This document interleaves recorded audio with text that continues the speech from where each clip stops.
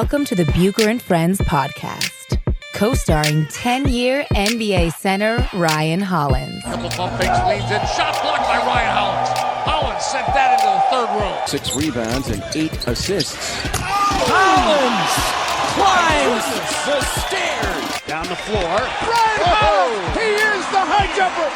That's what I want to see. Give me some gunpowder and throw the hammer down. And now, here is your host, Let's send it over to Ric Bucher. Ric Bucher.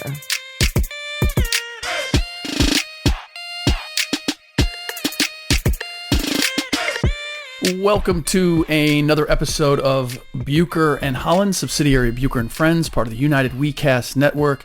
I'm Ric Bucher. You can see me on FS1. You can read me on Bleacher Report, and you can follow me on Twitter at Ric Bucher. He's Ryan Hollins, NBA center.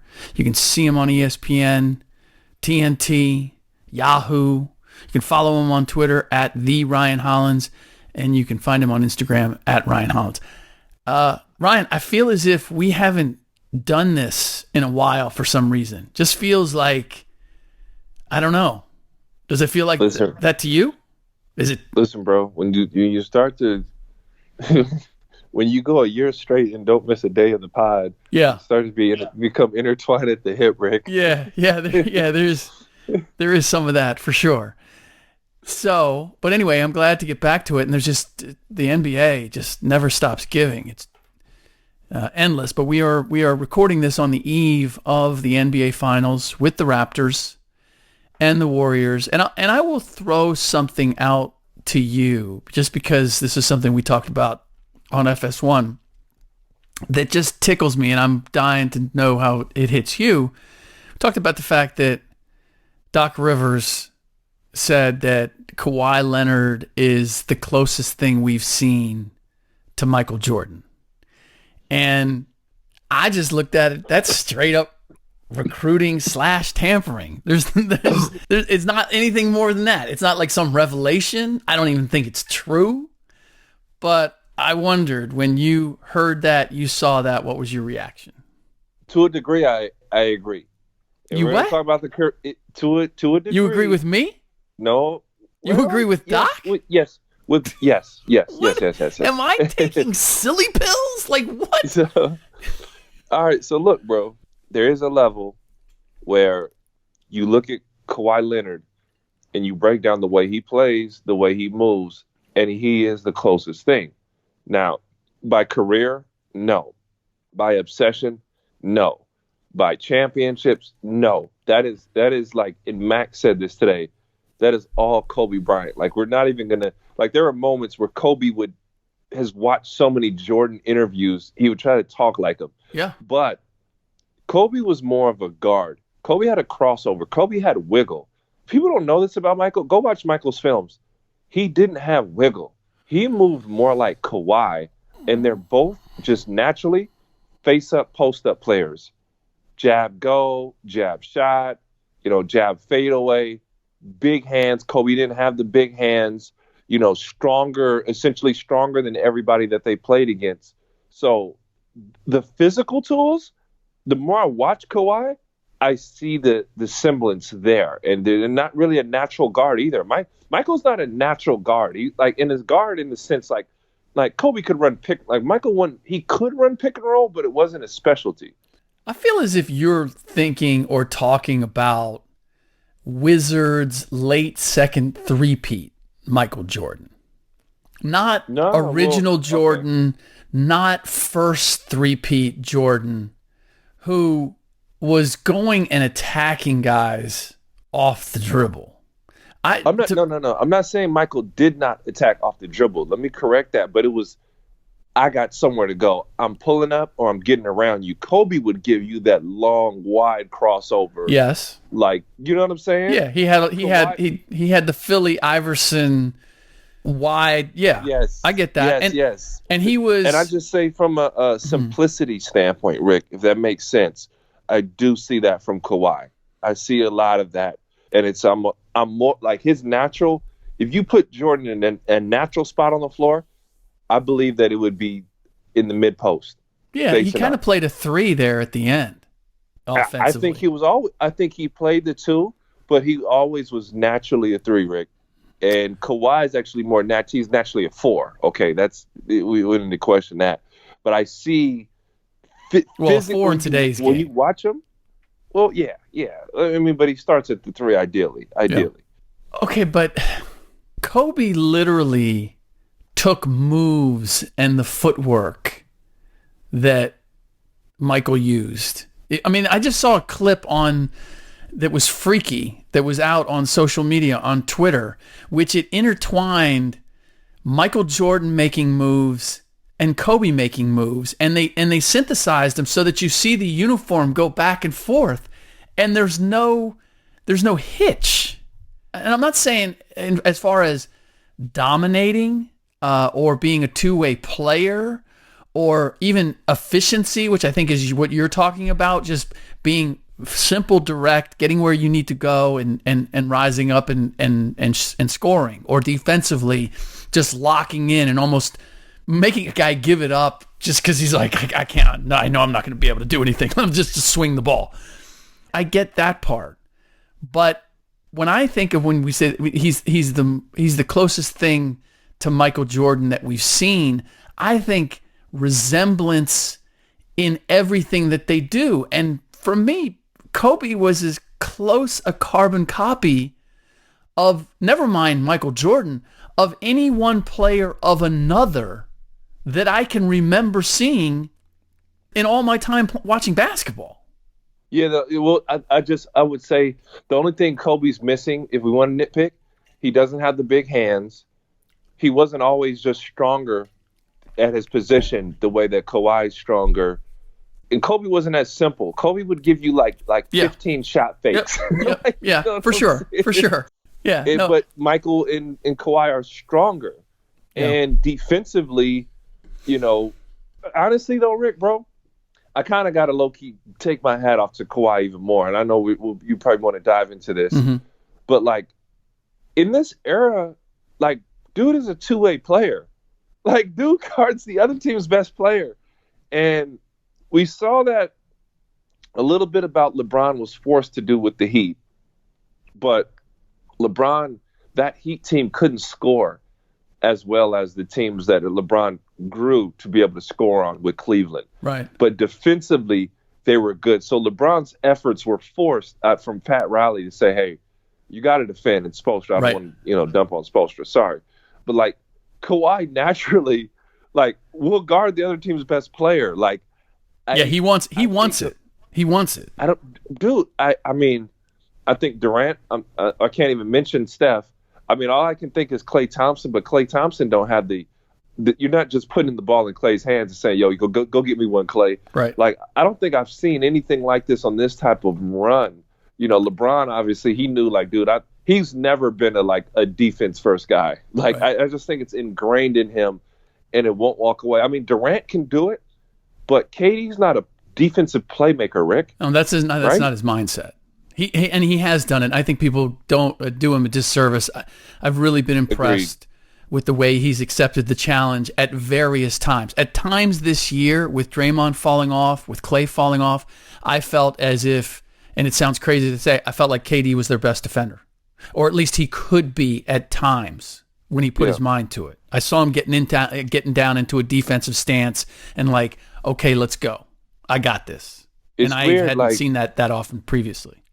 I feel like KD's more of he almost plays more of the 5, weak side shot blocker. Yes. Yeah. No. Rather than, right? He's very good off the ball. In fact, I think he's better off the ball than Kawhi is. I think Kawhi's great on the ball.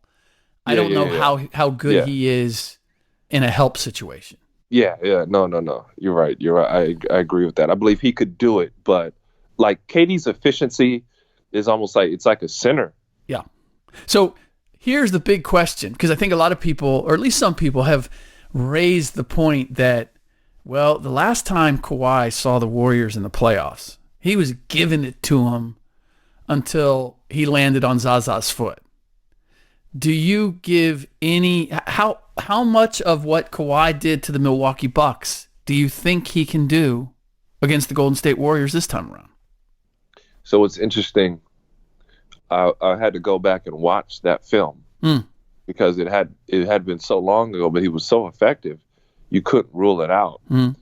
And Kawhi moved so much better back then. Yeah. I mean, he's legitimately injured, man. And I think even since San Antonio, where he would take off and he would glide with one hand. Like he would soar through the air one-handed. And obviously his game has matured because he's got more off the bounce. He can create a shot more. And before he was just, I'm gonna put my shoulder by you and I'm getting to the cup. Where now he's going and creating a shot, but he's not as explosive. The problem right now with Kawhi, if I got to nitpick, bro, like, right, I got to nitpick. He doesn't play. He plays around with the basketball a lot, but he's very efficient. And what's tough is that when you don't just get downhill, like if you watch LeBron gets downhill. You don't just get downhill. You can't set up your teammates. Right. Because now, here's the deal, and this is me being a weak side shot blocker for my career. You can get your shot off over anybody when you go to the fadeaway. When you get downhill, I'm going to pick your poison situation. As a shot blocker, I got to go help, which opens up your teammates. If that makes sense. In Kawhi, I don't know if it's the injury. I don't know if he's lost a step or he's just like, I'm going to get mine rather than getting it for us.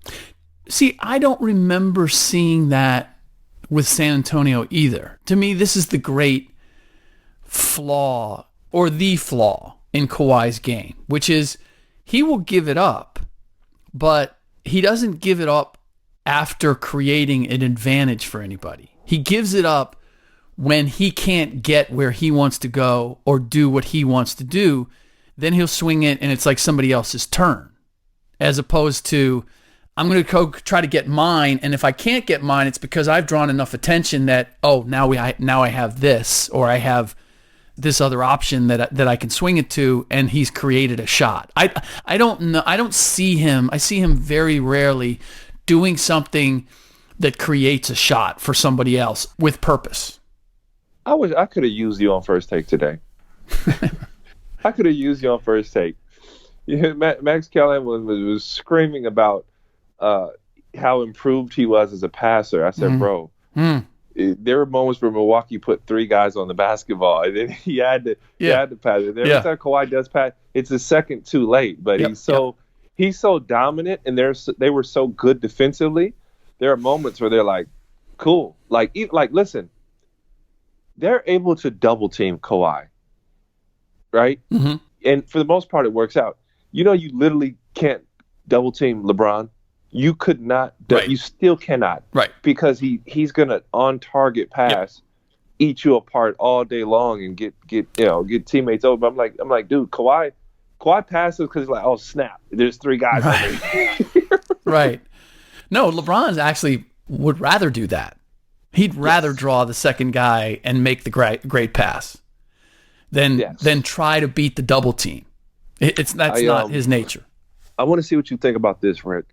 I feel like there's there's steps in a guy's game, and we're talking about the greats right now, where first they get to the league and they're figuring things out, and they can get 20 or 30 points out of transition, out of getting to the foul line, whatever it may be. Right. And then they get to a point offensively where they can't be stopped, right? And they know they can go get their 40 or 50, but the team might lose. And then they get to a point where, hey, I'm going to go score my points, but let me not just score.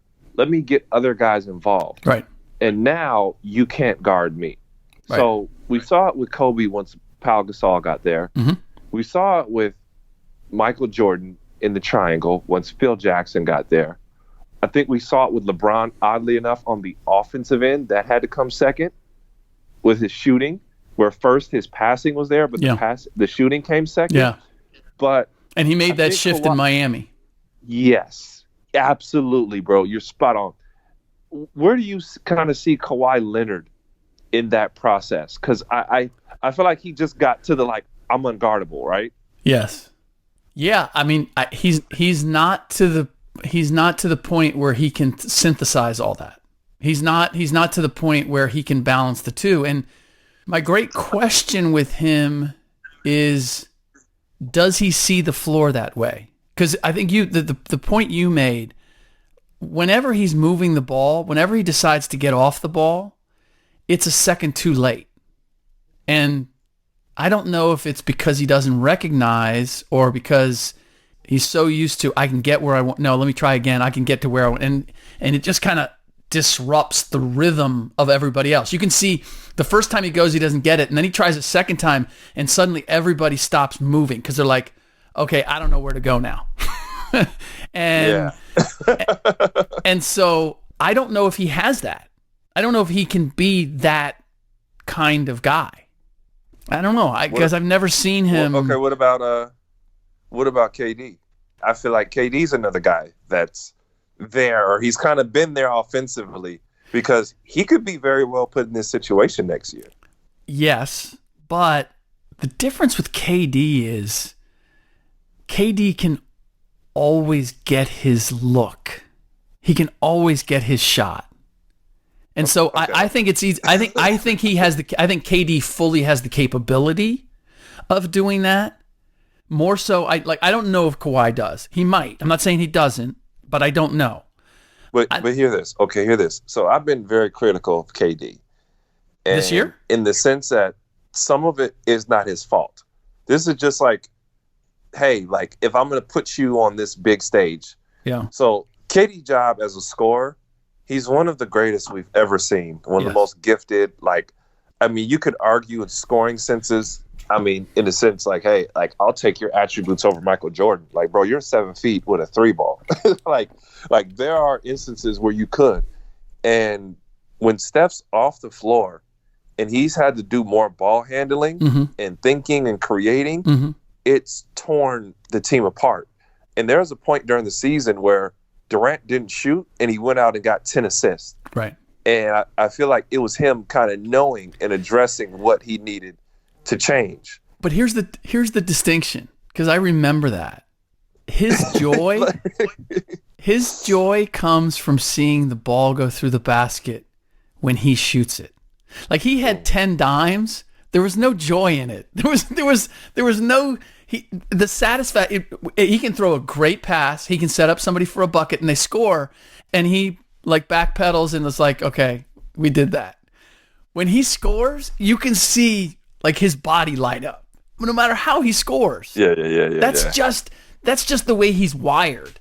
So that's the question that I have is, can he ever get to the place where he enjoys and appreciates seeing someone else put it in off of his work as much as he does his own, because he can always get his. So that spark of joy is always sitting there waiting for him. He knows it's there. The potential of it is there. So to me, it shouldn't be, I have to resist that in order to get somebody. It shouldn't be, grudgingly. Oh, okay. Well, I mean, now we don't need to ask where Kobe's joy was.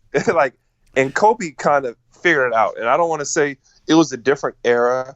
I just feel like, Durant's very likely, looks like he's leaning that he's going to go out on his own. Yeah. And if I'm going to, and that's why I don't place him in the LeBron talks. I don't really even in certain aspects place him in the Steph talks of importance right now. Because when he goes out, I remember that series against the Spurs, he struggled in pick and roll. He really struggled. And I imagine his best potential, if KD's playing point guard and he's facilitating, he's playing that LeBron role, that's unguardable. But he's got to play. He facilitates with it. But I think that if you put KD in that role, he has to play it the same way LeBron did in Miami, which is playing below the free throw line, let him play from the mid post and set things up. Because I don't like, any more than I like Giannis, I don't like 7-footers handling the ball up top, facing up, and getting things done. There are certain situations where it works, but a steady dose of that against a good guard, it's just physics. If you're 7 feet, you're going to naturally have a high dribble. You're going to expose that ball at various times. Yeah. And sure. But is there something he can do to fix that? No. Because also a thing about being okay. No. How about this? Okay. Oh, hold on. Magic was 6'9", bro. So yeah, but I mean, But again, the way Magic played, like in transition, yes. When you were in the half court, Magic wasn't trying to break you down off his dribble. He was 3-quartering you a lot of time and using that big body, and then he could throw it from anywhere. I mean, he could throw it past his ear and find you on a cut. But he wasn't necessarily like KD's first thing when he dribbles is not to set you up and throw a pass. He's looking to break you down. And if a second guy comes, now I'm going to dish it. Check this though then. Why can't he learn that? And like if you want to compare him to Kawhi and Giannis, he's a much better dribbler, and he's been dribbling a lot longer than they have. Yeah. Actually, he could 3-quarter it, but he doesn't. He doesn't have like the Magic had that where he could keep you on his hip. KD's just because he's like a pipe cleaner, like he can't keep anybody off and survey at the same time on the 3-quarter. I like him catching it with a live dribble and in the mid post where he can go 1 dribble, 2 dribble and get his own, or 1 dribble, see how the defense reacts, and now I know where my guys are and I can hit them. Like I don't want multiple, and I don't want to break. I don't want him dishing off the drive, to be honest. There's certain situations where you can do that and he can throw a lob, but again, I don't want a steady dose of that. I think you're going to end up with a lot of turnovers. I just believe that that's going to have to be the next step. Yeah. And probably for both of them, right? Kawhi and KD. Yeah. Whatever they do. And the thing is, ultimately if I put like LeBron would start at the 1. And I feel like the older he's gotten, he doesn't have the energy to run the lanes like he used to. And I just see that KD's a guy who can be secondary point guard, get a big rebound and push, and then, play make. But what's also different, like when Bron comes down at about 35 feet, he's looking at getting to the rim. He knows I've got you beat. This is a dunk. Right. Where's your pickup point? He's watching the help. He's seeing the floor. KD gets to 35 feet. He's like, bro, left hand, hang dribble, pull up 3. Yeah. And if you're back, you're on your heels, you don't step up, I'm raising up over you. And he's like, that's a natural look. They see 2 different things coming down the floor. Right. Well, and I just, you just made me think, like, what if KD could play the Draymond role? The point forward, the trail or you're bringing it up, but he's pulling up and he's looking for cutters, and if there's nothing there, he's just rising up and shooting, or he's finding kind of like maybe I didn't push in transition, but I'm at the top of the key. I'm secondary point guard. Yes. Yeah. Rather than running the wing, because then you just have to put somebody else at the 3 or 4. He would have to position there, and that wouldn't be bad. I actually really like that, because right now, like for Toronto, they're really good when Marc Gasol plays that. Yep. And they swing it to Marc Gasol, and Marc gets it, and Marc is able to, survey the floor. Mm-hmm. As long as he's the appropriately aggressive Marc Gasol when everybody lays back. Like, yes, if it's not there, don't just hand it off to Kyle and reset. Like, dude, go. Yeah, take the 3. What do you think about this? I felt like in game 5, Marc was catching and shooting that thing. Yeah. And it was really good for Toronto. They moved and they didn't struggle offensively. I felt like in game 6, they were in a rut because he didn't look at the basket first. It's why they were in a rut in games 1 and 2. He was never looking at the basket. Can you give me credit though, Rick? Or I don't know if you were against me or you were just hearing this or you joined in, and I'm not saying you weren't on this board, but I was saying like, hey, you got to let him facilitate, and you got to let Kawhi get off the ball because he's the most equipped to get others involved. Yeah. No, I didn't look better. Yeah. I didn't hear you. You didn't say that on the podcast. Yes, I did say it on the podcast. Okay. You've been doing too much. You've been doing too much TV, bro. I've been doing too much, bruh. I've been doing too much everything. I've been going to Warriors practices. I've been doing TV. The internet, yeah. It's no, my whole point was simply that in that series, early on, Brook Lopez was going off, and they were getting nothing from Mark, and they were getting nothing from Ibaka. And I said, they have to even the score at the center position. They don't necessarily have to win it, but they can't let Brook Lopez be scoring 40 and they're combining for like 12 points. That can't happen. Yeah. And once he was more aggressive, it changed everything. And the game where Toronto blew them out, it was because both Serge and Mark were winning. And it never really changed. Once those guys found their stride, Brook Lopez never found his again. In fact, I was watching tape. Maybe you have the answer to this. I was kind of watching off and on. I was trying to figure out how it was that they changed the equation on Brook Lopez. Because for the first two games, that dude looked unstoppable. He's just raining threes. And they did a better job of closing out and saying, we're gonna make you put the ball on the floor from 3-point range. We're gonna tighten it up a little bit. We're not gonna give you a free look. And then I felt like Brook lost his confidence too. He stopped, he was taking it from like 20, 26, 27, 28 feet. If he had a look, it didn't matter where he was standing. He was letting it go. Well, Rick, he started hesitating. Bro, he was starting to fast break with a couple of those misses. That's the dare of it, right? Yeah. That'll do it. And you know what I love about Brook, right? I feel like he got back and showed you that he could get busy on the block. Mm-hmm. And what's crazy to me is that, like, you heard people like, where did this come from? Where did this come from? Like, okay, Rick, hear this. For one, I had to guard Brook Lopez. He was always a knockdown 20-foot mid-range shooter. Yep. So shooting the three, that's not a hard thing. He's always had touch. Two, the guy was an elite scorer on the block that got double-teamed every night. And that Nets team with him and Darren Williams, while they didn't win anything, they were a top team in the Eastern Conference. They were really good. Like, why? Like, I hate, where's Brook Lopez? Like, yo, like, the dude is good. Yeah. It's not his scoring on the block. I never thought he was that, because I had a couple of scouts, personnel people. We were just talking about what does Milwaukee do? What's the counter? And some people, at least one, said to me, you know what? They got to post up Brook.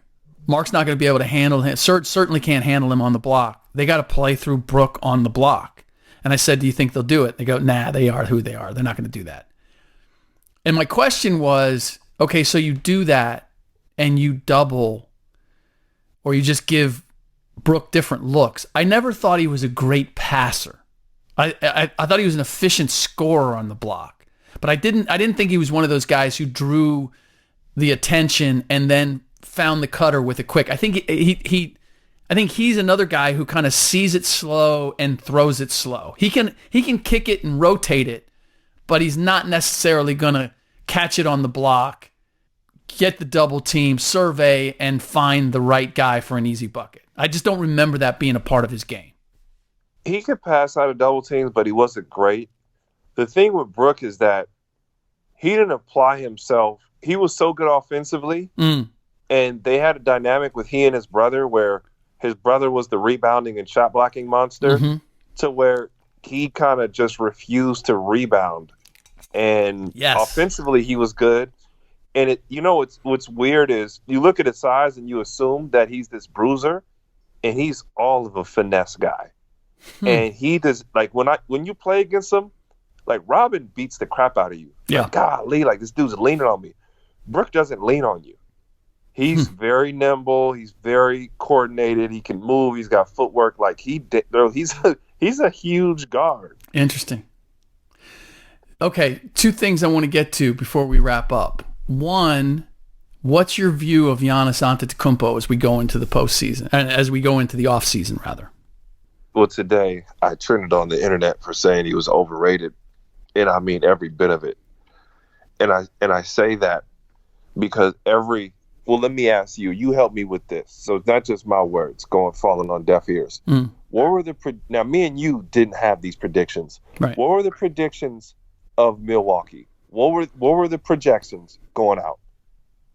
No, they were supposed to get to the finals, and they were supposed to give the Warriors the hardest time.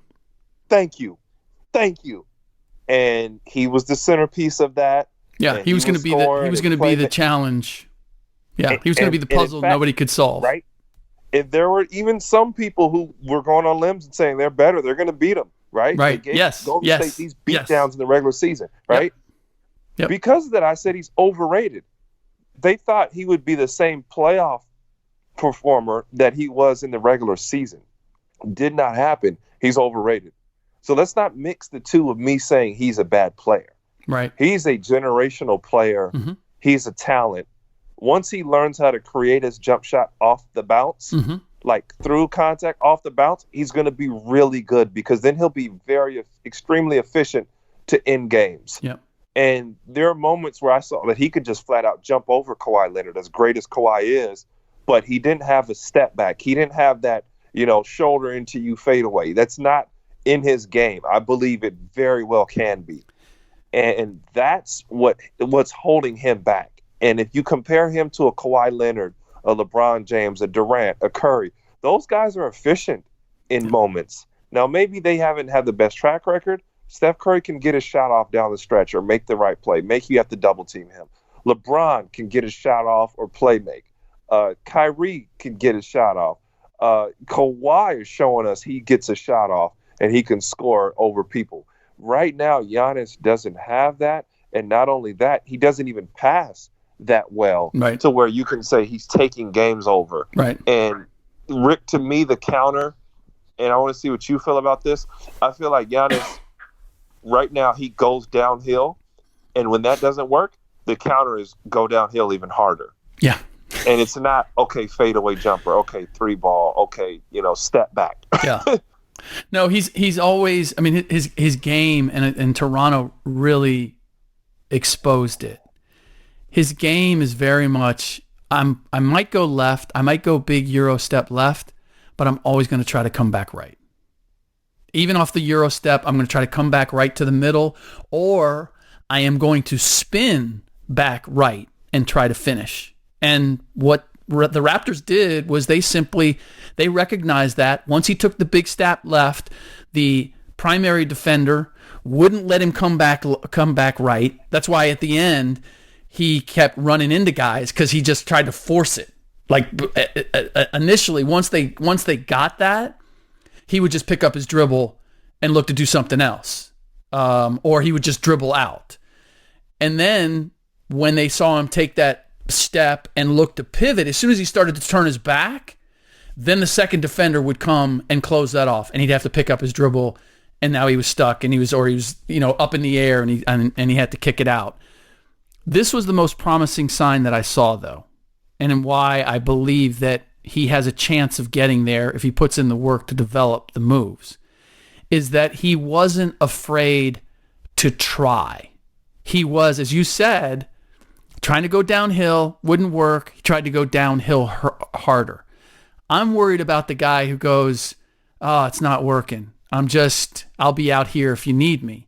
He kept trying to get it done, and he did it even when it was a matter of probably going to end up at the free throw line. He wasn't hitting free throws, and yet he didn't reject trying to go in there and make the contact and go to the free throw line. All of those, to me, are very promising signs that if he can get the game that he needs, that he's not going to be afraid to try and go and get it. He just didn't have the tools to be able to do what was necessary down the stretch with the way Toronto played him. The thing that I was pissed at the most about watching it is it's why I didn't think they should get past Boston, because I felt Boston defensively could make him force him into the same decision. So agree.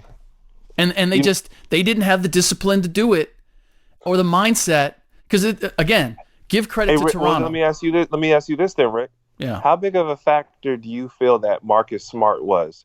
Because I feel that Marcus Smart I underrated his toughness and his grittiness, and he's a first-team All-NBA defender. I felt it should have been Pat Beverly, one of those spots, and no shot to Marcus.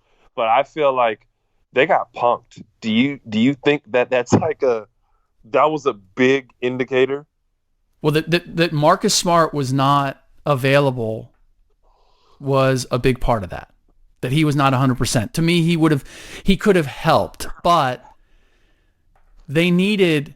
And I hate to put it on Brad Stevens, but I'm going to put it on Brad Stevens.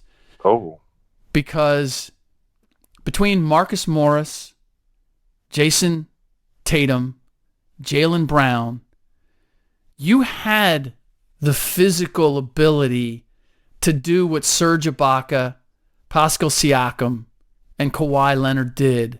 Obviously, none of those guys you'd put in the category of Kawhi, but they were all long, athletic, and if they had worked together, they could have put Giannis in the same position that the Raptors did. And I give the Raptors great credit for this, and I find it a little funny that they got rid of Dwayne Casey because Nick Nurse was supposed to be the offensive guru, and they felt that was missing. And they beat Milwaukee because they basically said, you know what? We just need to lock down at the defensive end, make this a half-court game, and then we're going to throw the ball to Kawhi, and we're going to go ISO, and we're just, that's how we're going to win this. No offensive creativity, whatever. We're just going to grind them defensively, and we're going to make it that kind of game. But they recognized that they were losing the up-and-down game. They were losing the skill game. So let's make it ugly, and let's win this series. And that's exactly what they did. Hey, Rick, I can hear Dwayne Casey right now. Well, damn it, if you gave me Kawhi. Yeah. Sure. Hey, and he's right. He's right. Hey, bro, ain't no play that you draw up for Kawhi going through the legs, dribble, step back. No. It was, no. No, it was comical. All right, so since we're on the cusp of the series, what are you expecting? Are we going to be entertained? Are we going to have any drama? Is it going to be compelling? How much of a series do you think that Toronto can make this? I feel like we're going to be entertained. I have Warriors in 6. Okay. The fact that the Warriors have to go on the road, I manage that they get either these two or they get one game here, and then we've got a party. The one thing that scares me is they've got to be efficient offensively. They've got to pound you in the paint. And if I watch anything, I watched the Clippers in that. Was it game 5? I believe. I want to say game 5. I watched that film, and I go, "How did you beat the Warriors? What did you do?" And they've got to run, man. They've got to move. They've got to chase. And there's no time for rest. There is no time for rest. But I believe we're going to get something competitive here. I kind of like the dog that I saw. I saw some dog in the Raptors, Rick. I'm not sure how you feel, but I don't see sweet. You got some people saying sweet. Yeah, no, I wouldn't expect that. I do think that I expect that they're going to drop game 1. I feel like Toronto always has to get hit, kind of smacked in the mouth, and then they rear up, and we see the dog in them. Yes. And so I could see them losing game 1. I could see them winning game 2. We'll see how. I mean, so much of this is I don't expect that KD is going to play in the series. I don't know if DeMarcus is going to play. If DeMarcus plays, it's a bad sign for the Warriors because it means the size and the physicality is forcing Kerr to play that card because I don't think he wants to. I don't think he trusts where DeMarcus is, and I think he feels good, and he should, the way Kevon Looney is playing and what he's getting from his bench. But that will be the question. I just don't know that Toronto is ready for this stage. That's the question that I have. In some ways, I think it's better that the Warriors are starting on the road because they'll be more about their business than if they were starting at Oracle. I've just seen them. I've seen them come out casually way too many times and lived to tell the tale. And the Clippers made them pay. The Blazers never did. Like they were up 13, 14, 15. They're like, well, okay, we're good. And they had opportunity to push it to 22, 23. And I'm thinking, you guys got to push it to 22, 23. A 17-point hole ain't scaring the Warriors. Not against you guys. And they never did. I feel as if Toronto got it going, they would keep their foot on the throttle. I just feel like defensive. This is my scare with them. Defensively, they would put their foot down, right? Yes. And offensively, I don't see it. And why I said watch that game against the Clippers is the Clippers get up 10 or 15, they never got comfortable. Yes. When they were up 10 or 15, when coach is in the huddle and he's going, it's 0-0. Yes. Don't play the score. Yes. Like, and some guys pay attention to that, and some guys are like, shit, we got a 10-point cushion. What are you talking about? We can have two lazy get-backs and we're still good. You got to play them 0-0, bro. And like the Clippers pounded it on. And like, listen, like every rebound, every loose ball, like they did it to them. Yeah. I even think of the game that the Rockets went and got. Like PJ Tucker was a savage, bro. PJ Tucker was out there like Dennis Rodman. Yep. So you've got to have that in your lineup. It was crazy. Like Marc Gasol may not. He might not. He has to play sparingly. Like he's got to. Like, and if I'm Nick Nurse, I'm watching that, and you got to treat him like Kevin Love. Like, okay, you're going to be able to switch screens or not? Because if you play coverage against Golden State, they are going to tear your butt up, bro. Yeah. And when I say coverage, that means you have to show out and stop the guard, and then you run back to your man. Yeah, good luck. And if you do that, Draymond Green is throwing lobs, Curry's getting threes. That's why I was so mad at Cleveland that last year they went, because they never had a chance. They got beat so bad in game 2 because Kevin Love switched out and got the business every time that when they went coverage, it was over. Kevin watched that replay of him defending Steph when he had the bad wheel one too many times, thinking, oh, I got this. Clearly delusional, not knowing that he was playing against a different Steph Curry. All right. That does it for this episode of Bucher and Hollins, subsidiary of Bucher and Friends, part of the United WeCast network. We have hit our quota of ratings, so thank you, and we will be doing our drawing. We got to get on John Libby. I've been saying this a couple podcasts now. We got to have the drawing. We got to give away the prize. But if you want to be eligible for this one, since we haven't yet, or the next one, please still continue to rate us wherever you get your podcasts and screenshot the rating and send it to us at Bucher Friends, and you'll be eligible for whatever it is that we're giving away whenever we're giving it away. All right. In the next podcast, we will have Game 1 in the books, and we'll have a lot more to look at as far as that's concerned. And we didn't even touch upon a lot of the free agent stuff with Kyrie and Brooklyn and what the hell the Lakers are going to do. And I want to get your take, Ryan, on when you're looking at a franchise that has all of the controversy swirling around it that the Lakers do, what's the mind of a free agent? Are you still looking at money? Are you looking at other aspects? We're going to get into that in the next podcast. In the meantime, as always, thanks for listening.